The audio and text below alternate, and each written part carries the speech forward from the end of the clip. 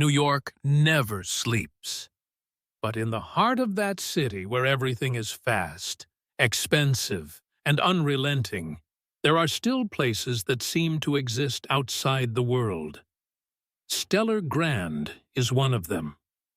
From the outside, Stellar Grand looks like a palace made of light. Its towering glass windows reflect the soft gray morning sky, and inside the lobby, crystal chandeliers shimmer overhead, while the sound of a violin trickles down like rain falling on silk. This isn't a place for ordinary people. And that's exactly why David Sterling, founder of the Sterling Hospitality Group, walked into this place wearing a faded windbreaker and carrying a worn-out canvas backpack.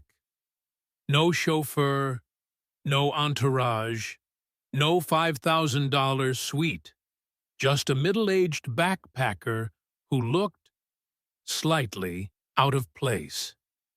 David had run the Stellar Grand chain for over 20 years. He knew the exact brand of scent sprayed in the elevators, even how many shakes the bartender gave a martini. But lately, as new branches sprang up like wildfire and his presence became more symbolic than personal, something had begun to gnaw at him. Had the service he built with a lifetime of care somehow lost its soul? He decided to return unannounced, unnamed, as just another stranger passing through. And so he stood in the grand lobby next to an elderly woman, around 70, pulling a worn suitcase, her silver hair neatly tied at the nape of her neck. They both waited at the front desk. A staff member stepped forward, pressed suit, smile glued on like a sticker. "I'm sorry, but all standard rooms are fully booked. If your budget is a concern, you might want to try a smaller hotel, just across the street." David didn't react in time, but he saw the old woman's shoulder tremble slightly, her hands struggling to steady the leaning suitcase. She pulled out her phone, voice quivering. "I only need a place for one night, to make it to my granddaughter's wedding tomorrow." In a place that gleamed like paradise, her words sounded like wind passing through a graveyard. Something inside David quietly cracked. And he knew he wasn't staying to relax. He was staying to observe. David Sterling stood a few steps from the front desk. He pretended to study the room rates, but his eyes were fixed on the old woman beside him, the one who had just been turned away with the most professional smile money could buy. No one in the lobby knew who he was. No one realized that the silver-haired man standing nearby was the one who had once chosen every tile for this very floor. And no one knew he was listening to every word. The elderly woman who'd just said she was here for her granddaughter's wedding was fumbling through her wallet, about to call someone for help. But the receptionist cut her off quickly, smiling with the kind of chill that melts like ice in an untouched glass. "Actually, unless you booked a package with breakfast and in-room service, we won't be able to accommodate you. Our policy is designed for guests seeking a complete experience." Complete. A word that sounds velvet soft, but hides the quiet slam of a door behind it. David furrowed his brow. Behind the desk, another staff member, a young blond man, clearly new but already fluent in fitting. The vibe leaned in to whisper to his colleague, loud enough for David and a few nearby guests to catch. "She probably thinks this is a Greyhound pit stop, not the Stellar Grand." A few stifled laughs followed, cold, thin, razor-sharp. The woman flushed with embarrassment. She turned to David, not exactly seeking help, but searching for something softer in the room, something human. David gave a small, steady nod. It didn't say much, but it was enough of an invisible hand on her back, saying, "You're not alone." Still, deep inside, he knew. This wasn't the first time, and it was definitely not an isolated case. David took out his phone and sent a message to his assistant. "I'll be staying at the Stellar Grand NYC branch tonight, under an alias. No one is to know. Don't contact me unless it's urgent." Then he walked up to the reception desk. The staffer glanced at him, quickly worn khakis, sneakers, a faded canvas backpack. "Ah, yes. Sir, you'd like a standard room, correct? One with a window, but no city view would probably suit your budget." David offered a faint smile. "As long as I can stay and see the true face of Stellar Grand." The staffer didn't understand what he meant, but David understood perfectly. The beauty of a place isn't in how many stars it has, but in how it treats the people who can't afford them. His room, or more precisely, the backpack uncle's room, as the front desk had discreetly labeled it in the system, was on the 3rd floor. No view, no amenities, and no one really cared. David closed the door, dropped his bag onto the chair, and turned on the bedside lamp. The soft yellow light spilled across the large mirror hanging above the bed, the same mirror he had once imported from Italy. Now, staring back at him from the glass, was a face that barely recognized the brand he had built with his own hands.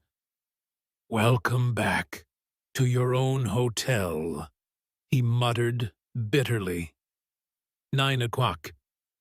David went down to the lobby, pretending to be a walk-in guest, just relaxing. He picked a seat in the corner near the bar lounge. A glass of water with a lemon slice was placed on the table in front of him. No one asked what he wanted. But just 3 tables away, a white gentleman in a Tom Ford suit had barely sat down when he was promptly offered a glass of champagne. "Complimentary from management. Wishing you a lovely evening, Mr. Whitmore." David, the man nobody even bothered to greet, received only a polite nod. Discrimination doesn't always speak out loud. Sometimes it whispers in the frequency of kindness. 10:15 p.m. The cracks began to show. A young Asian couple approached the check-in counter. David listened. "I'm sorry, the room you booked was available from 3 p.m. Since you arrived late, the system automatically canceled your reservation."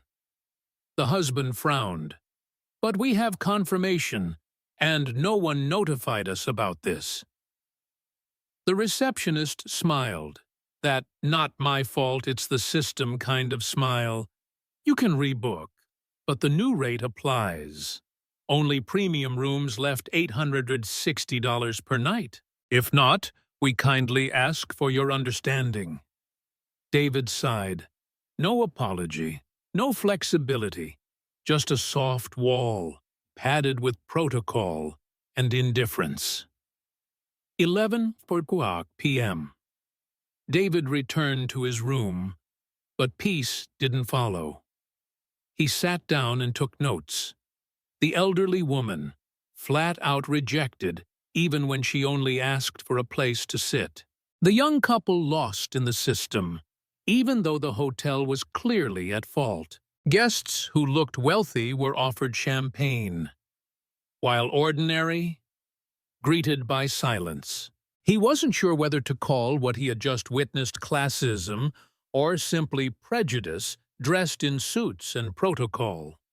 David stared out the window. Not much of a view. And yet, somehow, he saw it all clearly. Stellar Grand had become a castle, and only those wearing the right armor were allowed through its gates. The next morning, sunlight poured through the tall windows of Stellar Grand's lobby, lighting up the marble floor like a natural spotlight. But no one looked up to notice the beauty. David Sterling sat in a corner at the ground floor cafe, espresso in hand, served by a barista who didn't ask for his name. That was fine. Anonymity was his disguise. But his thoughts weren't hiding. They were still with the image of the old woman pulling her suitcase through the rain the night before. Does her granddaughter have any idea what happened? David wondered as he took a slow sip of bitter coffee. 9:07 a.m. The revolving door whispered open. Two women stepped in, and the world of Stellar Grand tilted ever so slightly. One of them was the elderly woman from the night before, still pulling the same faded suitcase. The other was a young woman, dressed in an ivory-white wedding gown, her face a mixture of anxiety and resolve. David squinted. Is that her granddaughter?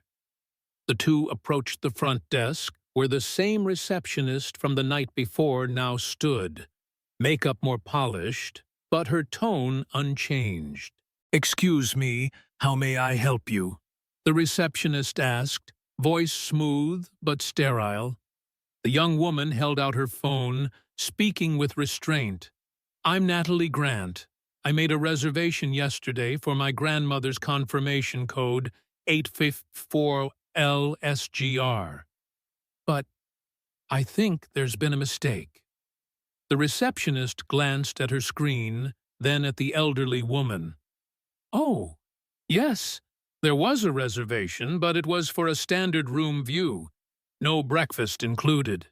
And since the guest didn't arrive, we canceled it per policy at 10 p.m., canceled without notifying us." Natalie frowned.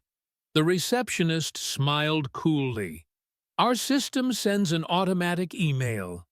And for older guests who don't book directly or use an international credit card, I'm afraid we cannot grant access to the lounge or other premium services." The air in the lobby turned still, heavy, like everyone suddenly forgot how to breathe. The elderly woman gently squeezed her granddaughter's hand, her voice barely above a whisper, as if afraid to disturb anyone. "It's all right, sweetheart. We can just head back. I don't mind waiting in the park until the wedding starts." David stood up.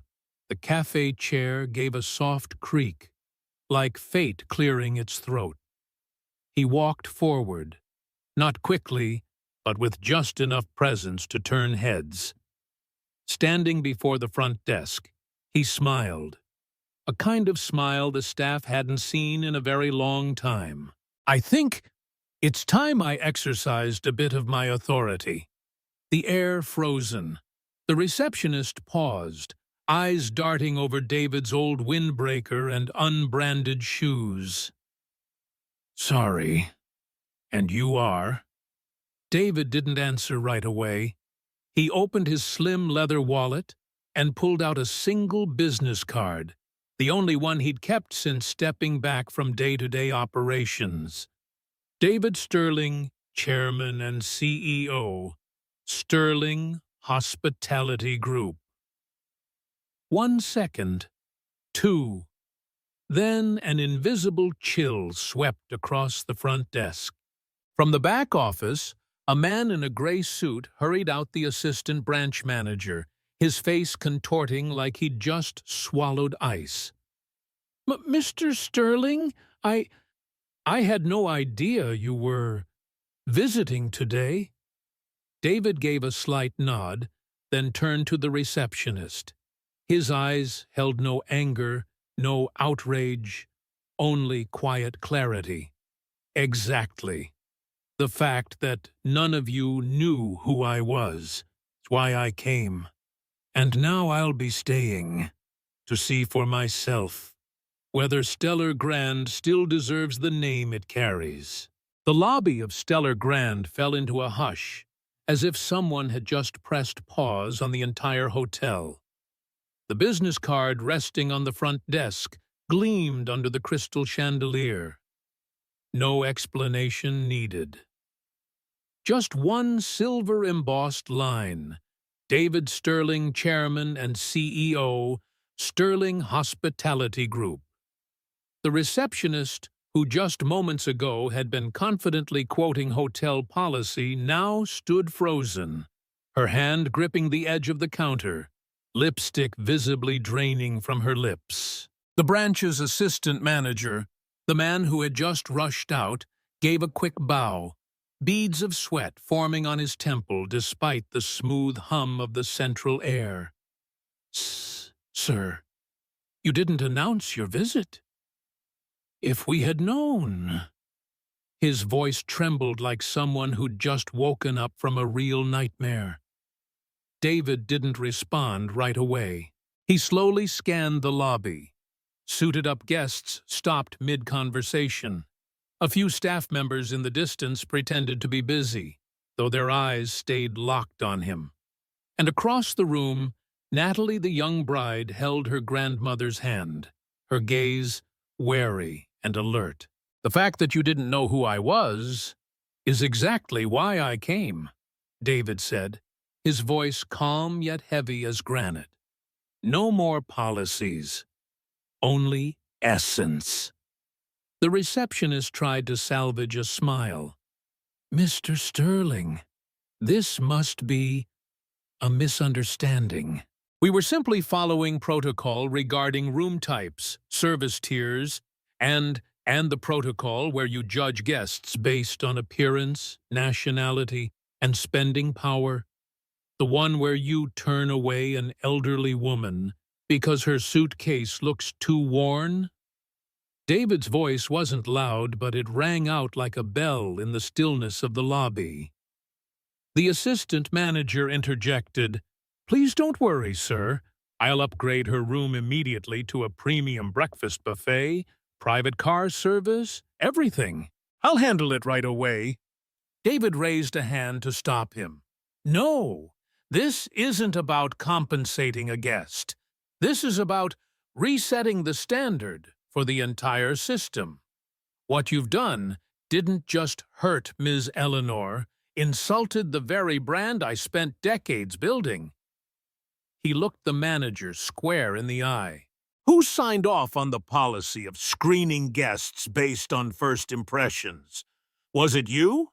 The man stammered, I was only following market trends and targeting our key demographic." David gave a slow nod. Then he pulled out his phone, tapped a few times, and while no one could see what was in the email he sent, everyone heard the single sentence he spoke. "You are suspended effective immediately. Do not return to the office." A declaration that sent shockwaves through the hotel.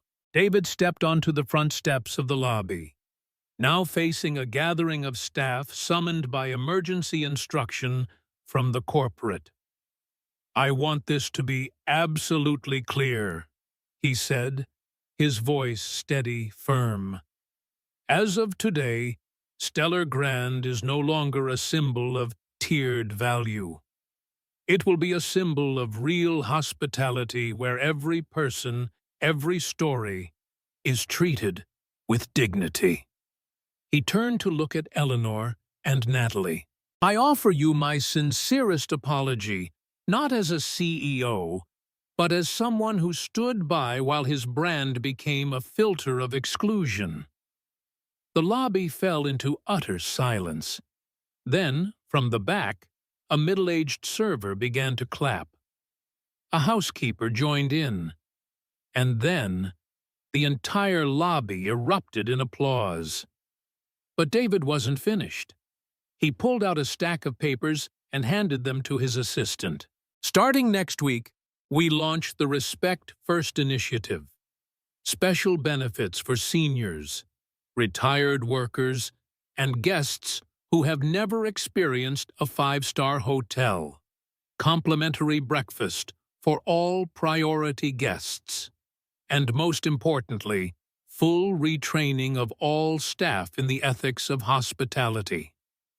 No one was born to be judged by the weight of their wallet. The air in the Stellar Grand lobby grew dense, as if everyone was holding their breath, wondering whether the storm had just passed or was only beginning. David Sterling, no longer just a man in a faded windbreaker, now stood with the quiet force of a true leader. Yet his voice remained calm, low, steady. "I'm not here for apologies. I'm here for the truth." He looked directly at the long line of staff, from front desk to housekeeping, food service, security, and concierge people who were often told, "The customer is always right, but not every customer is the right type for our image." Let me ask directly, in recent months, how many of you have seen guests treated with less respect just because of how they looked, their skin color, or because they didn't fit the image of Stellar Grand? The lobby fell still, absolutely still, until one hand slowly was Carl, the housekeeping staff member who had worked there for 12 years.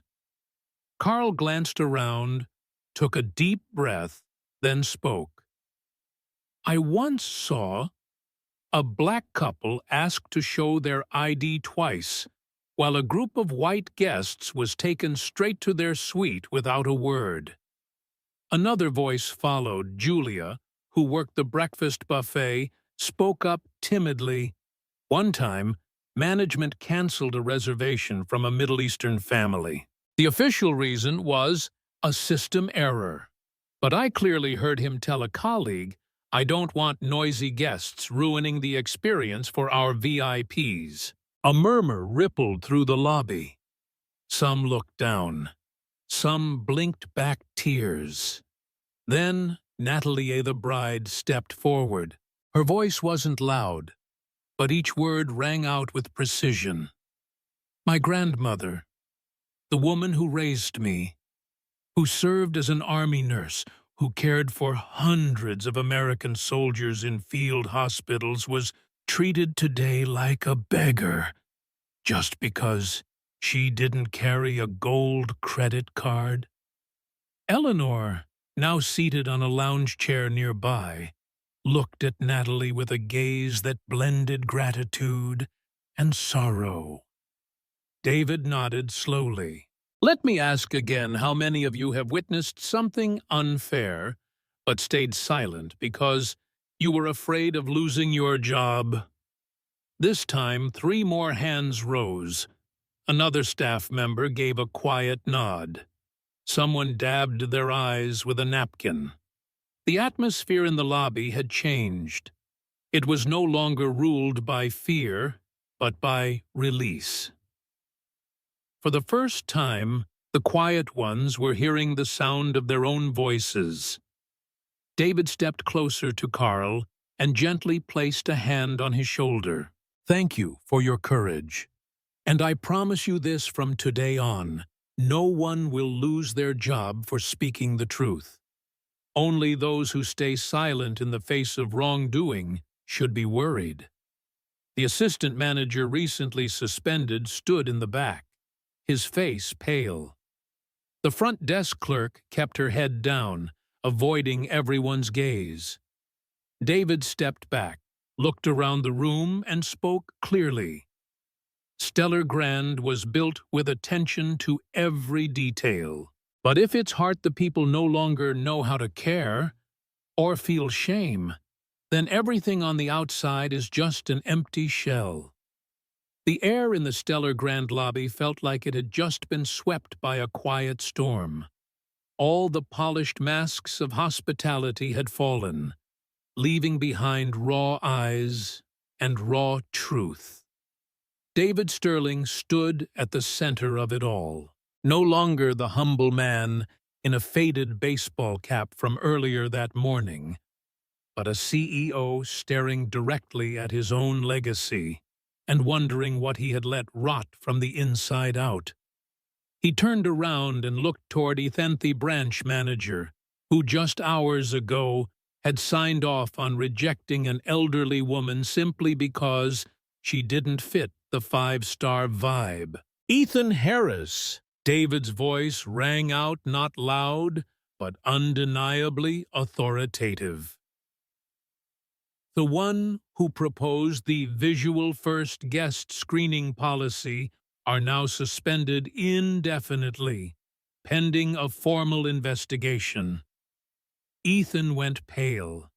A few staff members gave quiet, subtle nods, and the guests in the lobby began to clap. David turned to face the entire staff, from housekeeping, baristas, concierge, to security. "You've heard me say that Stellar Grand isn't a place just anyone can walk into. But if we start defining a person's worth by the contents of their wallet, then we're no longer a hotel. We're just an empty stage." He paused for a moment, then stepped onto a marble stair, looking down at the lobby where the chandelier's light now fell on crisp uniforms, dampened with sweat.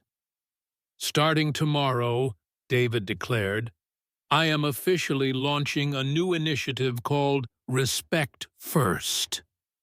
Murmurs stirred through the room, but he pressed on. "This program will offer special privileges to elderly guests, retired workers, service industry staff, and anyone who's ever been turned away simply for not carrying a platinum credit card." Some staff members widened their eyes in disbelief. The former front desk clerk stood slack-jawed.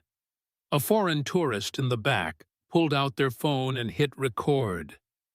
David offered a soft smile. "We'll still uphold the highest standards, but we'll no longer judge guests by the shoes they wear, but by the stories they carry." He turned toward Eleanor, now seated on the lobby lounge chair, her eyes quietly shining. "Mrs. Eleanor Grant," he said, "starting today, I officially name you a lifetime honorary guest of Stellar Grand. Every year, on your granddaughter's birthday, you may stay at any of our branches free of charge." The lobby erupted in applause. "Natalie!"